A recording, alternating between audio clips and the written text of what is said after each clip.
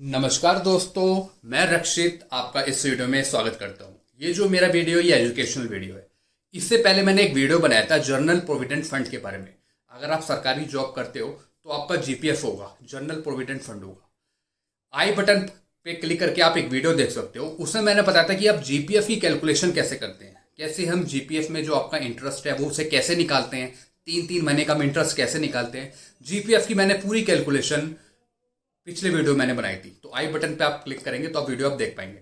इस वीडियो में आपको बताने वाला हूं, अगर आप जीपीएफ में पैसा निकालना चाहते हैं, अगर आप विड्रॉल करना चाहते हैं, अगर आप जैसा आपको पता है कि जब आप रिटायर हो जाते हैं तो आपको जीपीएफ में जितना भी पैसा आपका जमा हुआ है वो आप मिल जाता है, वो आपको पूरा मिल जाता है आफ्टर रिटायरमेंट। लेकिन जो बंदा इन सर्विस है, जो जॉब कर रहा है, अगर उसको पैसा निकालना है अपने जीपीएफ से तो वो कितना परसेंट पैसा निकाल सकता है, आज मैं आपको इस वीडियो में बताऊंगा। तो लैपटॉप में ले जाऊंगा मैं आपको, मेरे पास कुछ नोट्स हैं वो मैं आपको बताऊंगा कि कितना परसेंट हम पैसा निकाल सकते हैं। उसके अलग अलग रूल है। अगर आपको एजुकेशन के लिए चाहिए उसमें कितना परसेंट आप निकाल सकते हो, अगर आपको घर बनाना है या फिर मेडिकल सुविधाएं चाहिए आपको, उसके लिए आपको कितना परसेंट आप जीपीएफ निकाल सकते हो। ये सारी चीज़ें मैं अब आज को इस वीडियो में बताऊंगा। तो अगर आपको जीपीएफ की कैलकुलेशन देखनी है कि जीपीएफ में कैसे हम कैलकुलेट करते हैं, 3-3 महीने का इंटरेस्ट लेके कैसे उसमें फॉर्मूला लगता है जिससे हमारा टोटल बैलेंस बनता है, तो वो आप आई बटन पे क्लिक करके आप वीडियो देख सकते हो। तो चलिए लैपटॉप की तरफ मैं आपको बताता हूँ। अगर आप इन सर्विस हैं, मैंने आपको एक बात क्लियर कर दी, अगर आप रिटायर हो जाते हो तो आपको उसके बाद जितना भी पैसा आपका जीपीएफ में कलेक्ट हुआ है वो आपको पूरा मिल जाता है आफ्टर रिटायरमेंट। इन सर्विस में कितना अमाउंट आप विड्रॉल कर सकते हो, क्या रूल है उसके, तो चलिए लैपटॉप की तरफ मैं बताता हूँ आपको इस वीडियो में कितना विड्रॉल, कितना परसेंट ऑफ विड्रॉल कर सकते हैं। आइए दोस्तों मैं लैपटॉप की तरफ आ गया हूँ और अब आपको मैं बताने वाला हूँ जीपीएफ विड्रॉल के बारे में। कौन कौन से ऐसे मेथड हैं, कौन कौन से ऐसे रूल हैं जिसमें आप जीपीएफ विड्रॉल निकाल सकते हैं। तो सबसे पहले मैं आपको बता दूं कि कर्मचारी को अगर 10 साल पूरे हो गए हैं, यानी 10 साल की सेवा पूरी होनी चाहिए, 10 साल उसे हो जाने चाहिए, तभी आप जीपीएफ से पैसा निकाल सकते हैं। अब ऐसा है, लेकिन पहले कुछ टाइम पहले, कुछ साल पहले ये 15 साल की सेवा थी, यानी 15 साल आपको अगर सरकारी सेवा में हो गए हैं तब आप जीपीएफ निकाल सकते थे। लेकिन 15 साल से अब ये कर दिया 10 साल, यानी 10 साल की सेवा अगर आप पूरी कर लेते हो तब आप जीपीएफ निकाल सकते हैं। अब क्या क्या वो कौन कौन से आपको ज़रूरत है किस चीज़ के लिए कि आपको जीपीएफ विड्रॉल निकालना है। तो सबसे पहले बीमारी, अगर आपको बीमारी से संबंधित आप निकालना चाहते हैं, या फिर कोई संपत्ति खरीदना चाह रहे हैं, या फिर कार खरीदना चाह रहे हैं, या फिर आपको बैंक लोन चाहिए, उसमें आप आपात स्थिति में ज़रूरी कारण दे के आप जीपीएफ निकाल सकते हो। इसमें आप प्राथमिक, माध्यमिक, उच्च शिक्षा भी शामिल है। पढ़ाई के लिए भी आप जीपीएफ निकाल सकते हो। खुद के लिए, परिवार के लिए, शादी के लिए भी आप पैसा निकाल सकते हो।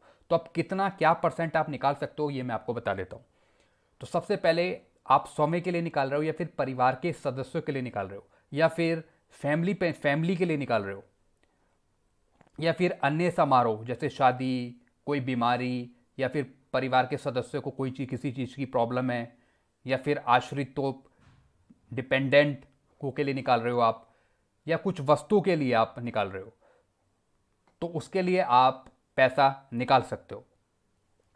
इन इन चीज़ों के लिए आप पैसा निकाल सकते हो। सबसे पहले मैं आपको यही बता देता हूँ, परिवार के लिए, भारी बीमारी के लिए, कुछ समारोह के लिए जैसे शादी वगैरह है,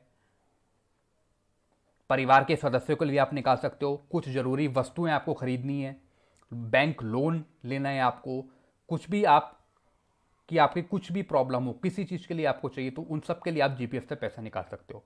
अब बात आती है कितना पैसा आप निकाल सकते हो। सरकार ने जीपीएफ में 12 महीने के वेतन या जो भी आपकी बकाई राशि हो उसका आप 3/4 यानी 75% आप पैसा निकाल सकते हो। अब जो ये 75% है वो आप या तो आप 75 पूरा परसेंट निकाल सकते हो या फिर उससे कम निकाल सकते हो। तो आप कितना निकाल सकते हो, किसके लिए निकाल सकते हो।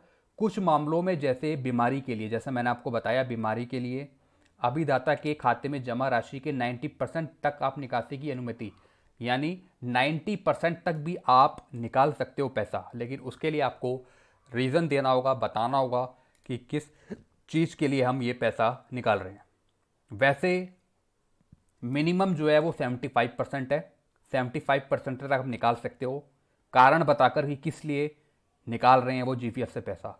और अगर ज़्यादा कुछ है, ज़्यादा ही दिक्कत है किसी चीज़ से, बीमारी से लेकर या किसी और परेशानी है, तो उसके लिए आप 90% तक आप जीपीएफ निकाल सकते हो। तो जीपीएफ में कुल बकाया राशि का 3 होता है, यानी 75% आप 75% किस में आप निकाल सकते हो? घर खरीदने के लिए, बकाया आवास ऋण की अदायगी, कोई लोन वगैरह आपको देना है, घर का लोन वगैरह के लिए आपको, घर बनाने के लिए, ज़मीन खरीदने के लिए, या फिर कंस्ट्रक्शन हो रहा हो आपके घर का, पुनर्निर्माण हो रहा हो, या फिर एक घर पर जोड़ने, यानी आप घर का कंस्ट्रक्शन कर रहे हैं या फिर कोई घर बना रहे हैं, उससे रिलेटेड आपको बताना पड़ेगा। उसके लिए आप 75% आप पैसा निकाल सकते हो। अगर आपका पैतृक घर है, उसके लिए अधिग्रहण के लिए, कंस्ट्रक्शन के लिए, जैसे मैंने आपको बताया, उसका नवीनीकरण करना है आपको घर का, या फिर परिवर्तन करना है किसी चीज़ में, उसके लिए आप 75% पैसा निकाल सकते हो जीपीएफ का। अगर बीमारी से संबंधित है तो उसके लिए आप 90%, जैसे कोई बीमारी है या फिर बहुत ही क्रिटिकल कंडीशन है, या फिर फैमिली से रिलेटेड किसी सदस्य को कोई दिक्कत है, मेडिकल की सुविधाएं से रिलेटेड चीज़ें, तो उसके लिए आप 90% तक निकाल सकते हो पैसा। वैसे 75% है नॉर्मल चीज़ों के लिए। फिर आता है वाहन खरीदने, कार लोन वगैरह, कोई आपको गाड़ी खरीदनी है या फिर किसी व्हीकल की मरम्मत करानी है, ओवरहॉलिंग करवानी है, या कोई वाहन बुक कराना है, कोई व्हीकल बुक कराना है, तो उसके लिए भी आप जीपीएफ का पैसा निकाल सकते हो। उसका भी आपको 75% आप पैसा उसमें से निकाल सकते हो। वो आपको कारण बताना होगा, कि जैसा मैं आपको पहले भी बता रहा हूँ, आपको कारण बताना होगा किस इमरजेंसी के लिए आपको पैसा, कितने % आप पैसा निकाल सकते हो। वो आपको डिपार्टमेंट में पूछना पड़ेगा, क्योंकि डिपार्टमेंट में पैसा वैसे 75% तक दे देते हैं, ज़्यादा से ज़्यादा वो 90% भी कर देते हैं, लेकिन आपको मेन बताना पड़ेगा, एक चिट्ठी या फिर कुछ आपको ऐसी इन्फॉर्मेशन देनी होगी डिपार्टमेंट को, जिससे वो आपको ज़्यादा से ज़्यादा पैसा दे सकें। फिर है वाहन की खरीद के लिए केंद्र सरकार का कर्मचारी जीपीएफ खाते में, जैसे मैंने आपको बताया 75% वाहन यानी व्हीकल भी अगर वो खरीदना चाह रहा है तो उसके लिए भी आपको बताना पड़ेगा, तब वो आपको 75% जीपीएफ दे सकते हैं, पैसा दे सकते हैं। उसके लिए वाहन की कीमत अगर 75% या जो भी कम हो निकाल सकता है। वो वाहन वाहन कितनी उसकी कीमत है उस पर भी डिपेंड करता है। तो ये आपको बताना पड़ेगा कि किस परसेंट से आप, किस तरीके से आप, कितना % आप निकालना चाह रहे हो, वो आपके कारण पे डिपेंड करता है। फिर आता है कर्मचारी नौकरी से रिटायरमेंट 2 साल पहले अपने भविष्य निधि खातों से बिना कोई कारण, पहले ये 1 साल था, यानी 1 साल पहले आप निकाल सकते थे रिटायरमेंट से पहले, और वो भी 90%, लेकिन अब ये 2 साल कर दिया। आप अपने रिटायरमेंट से 2 साल पहले अपने जीपीएफ खाते से कोई कारण बताए, बिना कोई कारण बताए आप 90% पैसा आप निकाल सकते हैं।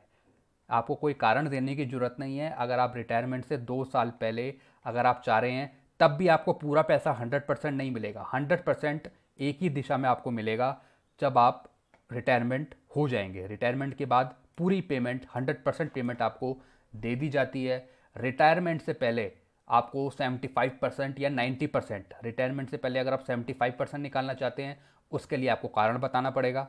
अगर आप रिटायरमेंट से पहले 90% भी पेमेंट निकालना चाहते हैं, तो उसके लिए आपको बताना पड़ेगा कि किस वजह से आप निकाल रहे हो। तो कई डिपार्टमेंट वाले कहते हैं, कई डिपार्टमेंट में कोई कारण नहीं देना पड़ता है, वो बिना कोई कारण दिए वो आपको पैसा ईजिली तरीके से दे देते हैं। लेकिन फिर भी आप अगर आप इंटीमेट कर दें डिपार्टमेंट को कि इस वजह से हम पैसा निकाल रहे हैं, तो फिर आपको कोई दिक्कत नहीं होती है। वो आगे के लिए भी आपको ईजी तरीके से आपको विड्रॉल दे देते हैं, जीपीएफ का पैसा दे देते हैं।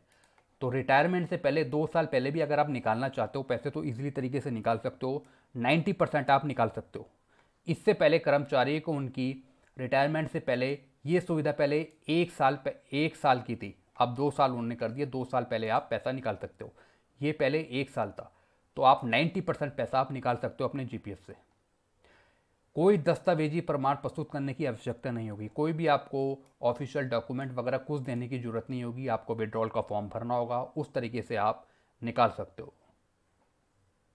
आपको बस एक घोषणा देनी होगी, आपको एक इंटीमेशन देना होगा कि हम इस वजह से ये पैसा निकाल रहे हैं, तो हमें पैसा निकालने की अनुमति प्रदान करें। एक लेटर भी लिख सकते हो या फिर विड्रॉल फॉर्म होता है वो भी आप भर सकते हो। कर्मचारी या उसके परिवार के सदस्य की बीमारी जैसे आपात स्थिति के मामले में जीपीएफ से पैसा 7 दिनों के भीतर निकाला जा सकता है। 7 दिन तो थोड़े ज़्यादा ही हो गए, 3-4 दिन में आपको पैसा या फिर इससे कम टाइम में भी आपको पैसा मिल जाता है अगर बीमारी से संबंधित आप पैसा निकाल रहे हो। बीमारी से संबंधित में आप पैसा 90% तक आप पैसा निकाल सकते हो। बाकी अगर आप मेडिकल सुविधाएं या फिर मेडिकल किसी ट्रीटमेंट में हैं या फिर मेडिकल से रिलेटेड कुछ जीपीएफ आप पैसा निकाल रहे हैं तो आप 90% निकाल सकते हो। बाकी और काम के लिए आप 75% आप निकाल सकते हो पैसा। तो ये मैंने आपको बता दिया। ये कुछ रूल थे, सरकारी नियम, जिसमें बताया गया है कि आप कितना परसेंट आप पैसा निकाल सकते हो जीपीएफ से रिलेटेड। तो इससे रिलेटेड आपको कुछ पूछना हो तो डायरेक्ट आप मेरे को कमेंट भी कर सकते हैं। आपको कुछ पूछना हो तो मेरे से आप फ़ोन डायरेक्ट कॉल भी कर सकते हो। जीपीएफ से संबंधित जीपीएफ कैलकुलेट आपको समझ नहीं आ रहा हो कि जीपीएफ कितना कैलकुलेशन कर रहा है, पुराना बकाया कितना था आपका, वो सब मैं आपको बता सकता हूँ, मैं आपकी हेल्प कर सकता हूँ। तो इससे रिलेटेड आपको कुछ पूछना तो डायरेक्ट आप मेरे को कमेंट करें। और आपको अगर जीपीएफ की कैलकुलेशन देखनी है कि जीपीएफ की कैलकुलेशन कैसे होती है, कैसे जीपीएफ में इंटरेस्ट लगता है, कितना 3-3 महीने बाद इंटरेस्ट लगता है, कैसे कैलकुलेशन होती है, तो आप आई बटन पे वो क्लिक करके आप वीडियो देख सकते हो। तो फिलहाल के लिए थैंक यू। अगर आपको वीडियो अच्छा लगता है तो आप वीडियो को लाइक करें। और इससे रिलेटेड पेंशन हो गया, कम्यूटेशन हो गया, जीपीएफ हो गया, एरियर हो गया या इनकम टैक्स हो गया, इससे रिलेटेड किसी को कोई प्रॉब्लम है तो आप मेरे को कमेंट भी कर सकते हैं। और मेरे जो पुराने वीडियो हैं इससे रिलेटेड वो भी आप देख सकते हो। और आपको अगर अच्छा लगता है ताकि मैं इसी तरह और आगे वीडियो बनाता रहूं, आपकी हेल्प करता रहूं, तो आप चैनल को सब्सक्राइब कर सकते हो। Thank you very much.